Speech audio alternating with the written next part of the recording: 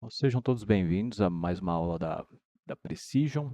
Hoje nós vamos falar sobre tipos de quebras de correlação, né? Nós já aprendemos o SSMT, que é a principal ferramenta que você pode ter ali para que você possa identificar expansões de mercado, né? Seja ela viradas, né, reversões, seja ela continuações do movimento.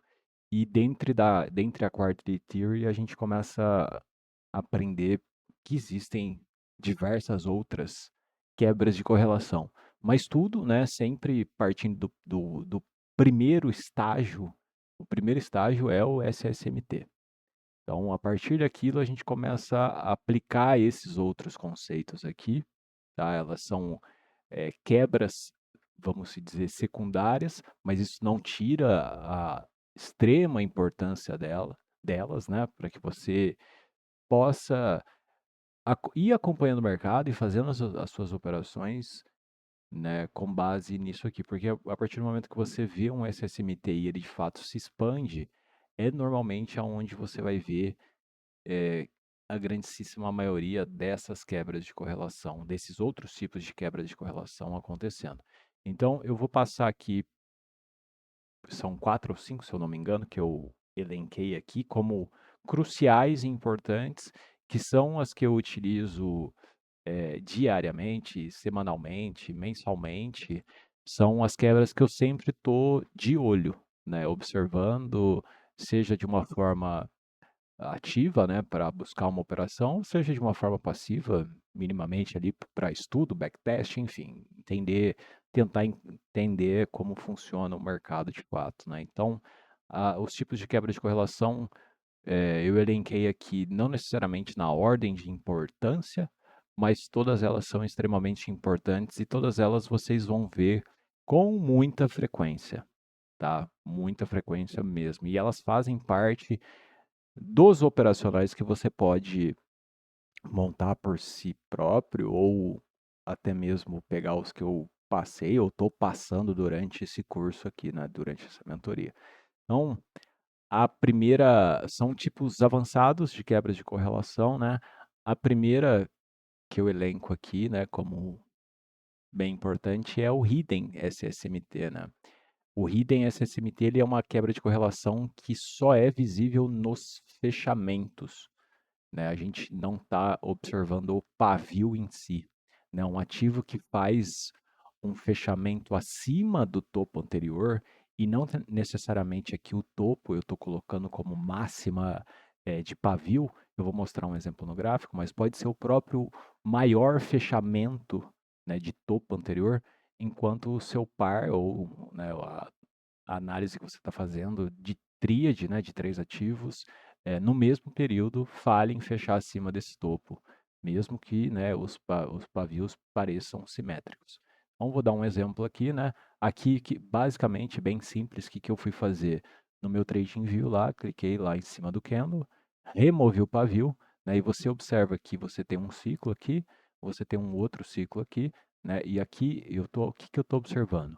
O maior fechamento, que é este candle aqui, contra este maior fechamento.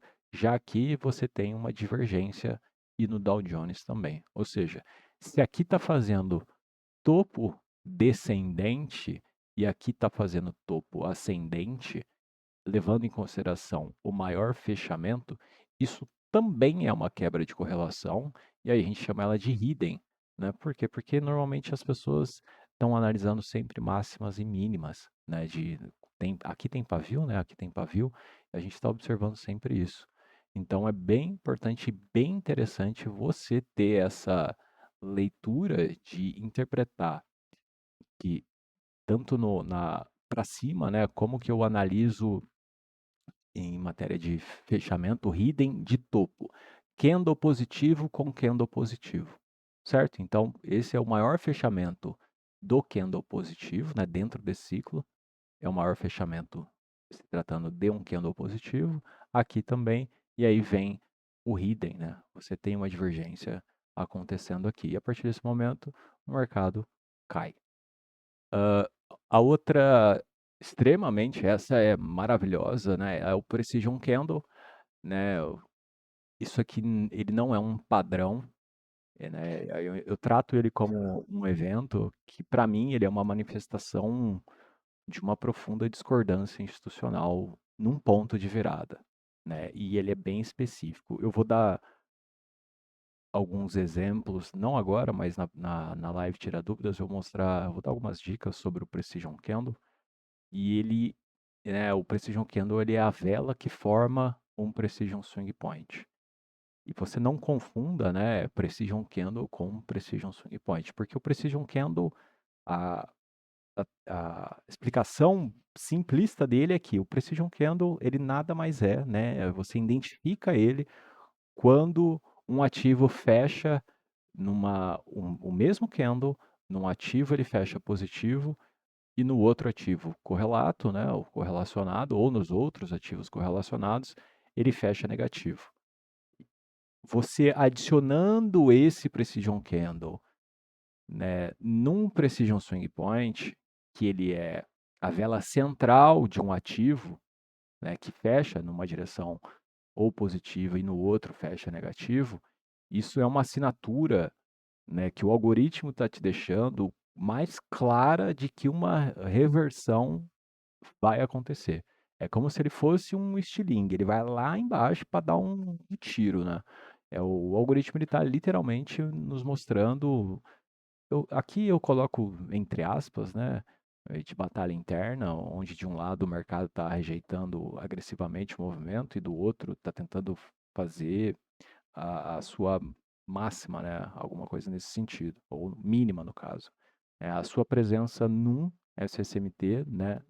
Numa quebra de correlação de tomada de máxima ou de mínima, quando você tem um Precision Candle fazendo o swing low ou o swing high, isso te eleva a probabilidade do seu modelo operacional, de você de fato estar diante de uma reversão.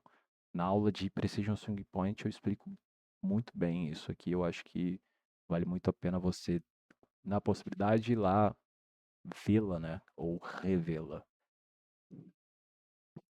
E aqui sim, né? Eu coloco um exemplo aqui. Se nós observarmos essa mínima aqui, essa mínima é de um dia anterior, né? Eu estou olhando aqui, este exemplo eu puxei por 1 hora, então eu estou analisando dia contra dia. Vem o Dow Jones, toma a mínima do dia anterior, o Nasdaq não, o ES não.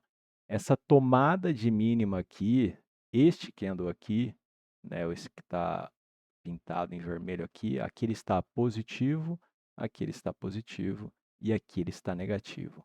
Isso aqui é um Precision Swing Point. O que é um Precision Swing Point? Né? A gente consegue colocar de várias maneiras, mas minimamente eu preciso ter uma quebra de correlação, ou seja, a tomada de, aqui no caso, mínima, mais um Precision Candle. Isso, por si só, é uma das definições de Precision Swing Point, certo? Então, você tem a tomada de mínima, no caso aqui, né, do Dow Jones, e o candle, né, aqui negativo e aqui positivo. Isso te mostra que a partir desse momento, né, quem estava vendido ou vai ser removido do mercado negativo, ou enfim, o cara vai ter que baixar o stop dele, ele vai ser liquidado de alguma forma, certo? Existe o SMT Fio, né, o SMT que é espetacular também, né? O SMT Fio ele é uma quebra de correlação que não acontece nos topos ou fundos, mas sim na forma como o algoritmo trata os Fair Value Gaps. Ele ocorre quando um ativo retorna e preenche, ou toca, ou interage com um Fair Value Gap, enquanto o seu par correlato no mesmo movimento falha em alcançar esse mesmo Fair Value Gap. Tá? Então, a falha de um ativo em alcançar a sua ineficiência é um sinal também, entre aspas, tá? Porque eu não acredito nem força, nem fraqueza, nem pressão, mas enfim, para que fique mais simples a explicação, né? É quando ele falha em alcançar essa ineficiência, né? E você olha no outro ativo, já um ativo está interagindo com ela. ele nos mostra qual lado no mercado está mais ansioso para continuar o movimento, dando uma vantagem para o nosso posicionamento, né, no ativo, entre aspas, mais forte ou mais fraco. E aqui sim, né, e aí fica a dica, hoje eu peguei o exemplo de hoje, isso aqui, né, você tem o hidden aqui acontecendo, poderia ter sido, no caso, tem dois aqui, né, ele toma a máxima do ciclo anterior e fecha acima desse fechamento, já esse aqui não toma e fecha abaixo, ou seja, você tem dois SMTs, né? O SMT e o hidden acontecendo, e após isso acontecer, né? Após o SSMT acontecer, após o hidden acontecer, você tem o displacement. E é nesse displacement, né? No caso aqui, você tem um, dois e três fair value gaps acontecendo, né, tanto no Nasdaq quanto no S. Após desse aqui, você espera em um desses, né, e aí você pode traçar um OTE simples aqui que você vai ver isso acontecer. Por exemplo, este ativo aqui, esse gap aqui é o mesmo desse aqui e é o mesmo desse aqui. Se nós observarmos esse gap, no momento em que o Dow Jones vira de fato, né, ele quebra aqui a estrutura, ele já interage e cai. Já no Nasdaq, ele sai caindo e no ES também. Isso por si só, essa primeira interação aqui do Dow Jones já é um SMT Fill, ou seja, esse aqui está com mais, entre aspas, urgência de cair, esse aqui também, e esse aqui ele está ainda executando, acumulando mais ordens para cair. Na volta, no pullback do movimento, você tem a mesma coisa acontecendo de novo. Você vê que o Dow Jones interage dentro do mesmo gap, o ES dá uma tocadinha aqui no gap e o Nasdaq não. A partir desse momento é onde você tem, né, se você traçar uma Fibo aqui, né, o clássico OTE do ICT, você vai ver que também, né, você teve uma puxada maior, um pullback um pouco mais profundo aqui, talvez aqui, do que o próprio Nasdaq, ou seja, a intenção maior de liquidar, vender e correr é no Nasdaq. Por quê? Porque ele não interagiu no gap, certo? Você marca sempre o mesmo fair value gap acontecendo. Tá? Não vou marcar esse aqui no um ou esse aqui no outro. Não. É o mesmo gap, no mesmo horário, o mesmo candlestick. Existe uma outra quebra de correlação que é super interessante também, né? Que é a True Open SMT ou True Open Fill, chame como quiser, mas ela é uma quebra de correlação nos pivôs de tempo, né? Que são as True Opens, né? Ela ocorre quando um ativo rompe ou interage com uma true open relevante, seja diário, semanal, sessão, mensal, enfim, isso indifere. Mas se você tem uma true open lá relevante e um ativo interage com ela, ou seja, o que é interagir? Fazer um pullback nela, ou então fechar abaixo ou acima dela enquanto o seu ativo correlacionado ou os seus outros ativos correlacionados falhem em isso acontecer, né? Tratando ela como um suporte ou uma resistência, né? E aqui no caso, você tem eu vou te dar um exemplo, né? Acho que tem dois aqui, mas aqui nós temos a True Day Open. Aqui eu tenho a quebra de correlação acontecendo, abaixo dela, o Nasdaq vem, toma o fundo de Londres, já o ES não toma o fundo de Londres. E se você observar a própria True Open aqui, você vê que o Nasdaq corre bastante para vir buscar esse fundo aqui, fecha abaixo dela, já o ES não. O ES, por mais que tenha feito pavio aqui, se você observar os fechamentos, né, fechamentos e aberturas aqui, ele está em cima da True Open, no caso aqui da True Day Open, ou seja, isso aqui ele está tratando como um suporte temporal, né? Já aqui não, ele vai lá, rompe. Então você tem uma divergência aqui onde o Nasdaq está fechando abaixo e o ES não.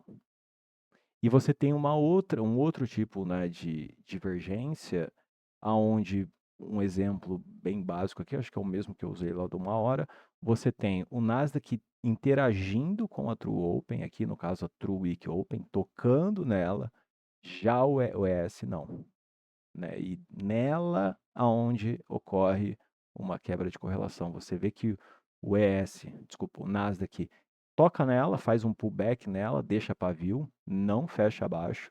O ES não chega nem a tocar nela. Já o Dow Jones, né, além de tocar nela, fecha abaixo. Isso por si só, aqui neste caso, está explicado, né, está demonstrado as duas explicações que você tem. Então, isso por si só também é um sinal de altíssima probabilidade, né, de, entre aspas, força de que um ativo vai dar um tiraço para cima. Não só, por exemplo, o ES aqui, se você, né, a dificuldade que o Nasdaq teve para vir tomar esse topo aqui, já o ES não, o ES saiu num tiro. Por quê? Porque se você observar aqui por, de novo, traçar uma FIBO aqui, né, você tem um pullback muito mais profundo, que diria que até uns 70% ou mais. Aqui já não, aqui ele para no meio do caminho. Ah, dando essa explicação, né, você tem uma quebra de correlação também de prêmio e desconto, né, seja ela por OTE, como eu falei nos exemplos anteriores, ou então a que eu mais gosto de trabalhar, né, essa quebra de correlação de prêmio e desconto, eu trabalho sempre ela no Q1. E aí eu vou demonstrar, né, como observar isso. Como a gente já sabe, né, o Q1 de qualquer ciclo, né, seja o, a segunda-feira, seja, enfim, a sessão da Ásia, seja a primeira semana do mês, enfim, sendo o Q1, ele estabelece o range inicial para o nosso trabalho, enfim. O nível de 50% desse range, ele é o nosso equilíbrio, né? Acima dele, acima dos 50%, nós temos a zona de prêmio e abaixo a zona de desconto. A lógica fundamental é que para um movimento de alta, o algoritmo idealmente levará o preço até a zona de desconto para acumular ordens de compra, né, um preço mais barato, antes de expandir para cima. E o inverso, né, é verdadeiro para um movimento de baixa. Então, o que, que eu fiz aqui, e o Q1 ele é bem importante para mim, de uma forma que vocês vão entender o porquê. Aqui eu estou olhando o gráfico de uma hora, né, Nasdaq, Dow Jones, e eu tenho um Q1 expansivo, diferente, né, de um rangezinho apertado. Então, quando eu utilizo esse tipo de quebra de correlação aqui de prêmio e desconto? Quando, por exemplo, a minha segunda-feira ela é extremamente expansiva, ou a minha primeira semana do mês é extremamente expansiva. Por quê? Porque no momento em que eu tiver um pullback, né, já que determinamos que, entre aspas, esse mês, essa semana, esse dia, esse trimestre é de alta por conta disso aqui, quando a gente retornar para dentro deles, normalmente ou no Q2 ou no Q3 é quando a gente retorna, ou seja, na terça-feira ou na quarta-feira é quando a gente retorna para dentro dele. O que, que acontece aqui? Se a gente observar uma FIBO bem simples aqui, o Nasdaq passou dos 60, do 61,8, o ES já parou nos 60. Não só isso, né? Se a gente observar a linha de equilíbrio aqui, que é os 50%, você vê que o Nasdaq foi bem longe, né? Já o Dow Jones só interagiu dentro do gap, que estava abaixo aqui, executou as ordens dele e já deu a continuidade. É nisso aqui que quando eu trabalho, quando o Q1 é expansivo. Quando o Q1 está dentro de um range, aí eu observo de uma outra forma, eu nem vejo, entre aspas, prêmio e desconto disso. Então eu só trabalho Q1, prêmio e desconto, quando ele é expansivo. E aí você pega o Q1, seja o seu dia, seja a semana, seja a sessão, divide ele em três, marca a máxima, a mínima e a máxima dos dois últimos terços, e é nesse pullback onde a gente quer ver um outro tipo de quebra de correlação acontecendo. A primeira que vai acontecer, normalmente, é essa profundidade, né, de prêmio ou desconto que você vai ter, que é simplesmente um retorno para dentro aqui do 50% ou mais. E aí, dentro desse, abaixo dos 50%, se eu estou querendo comprar, é onde eu vou ter uma segunda barra terceira quebra de correlação. Se você observar essa mínima aqui, este candlezinho aqui, que eu estou em cima, Ele é a mínima de terça. Já vem quarta, toma e aqui não toma. E a partir desse momento o mercado explode para cima, né? Então você tem literalmente uma estrutura aqui, uma estrutura verdadeira e uma estrutura de fato institucional, né? Não é qualquer uma que eu utilizo isso aqui. Existem, existe alguma uma outra quebra de correlação, depois eu mostro no gráfico ali, quando eu analiso de quebra a quebra. Supondo que eu tenha uma tomada de. Aqui deu uma quebra de correlação, certo? Tomou a mínima, aqui tomou a mínima, aqui já não tomou.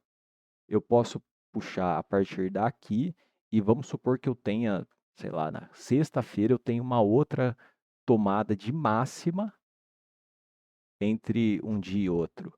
Eu posso puxar desse desconto até aquele prêmio para identificar a possibilidade de pullback desse ativo. Depois eu mostro no gráfico. Basicamente é isso. Eu espero que você utilize, né, entenda o conceito, entenda aquilo que eu falei, o SMT Fill, por exemplo, que é quando ele tem o SSMT e aí depois ele dá a quebra, o displacement, e nesse displacement é onde você quer ver o SMT Fill.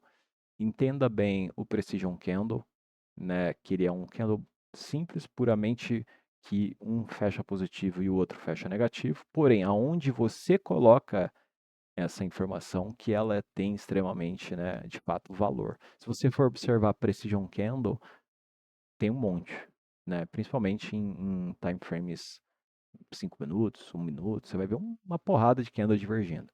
Mas aonde ele está colocado, tem extremamente, é uma informação extremamente valiosa para você comprar, vender ou até mesmo realizar ou não fazer nada, certo?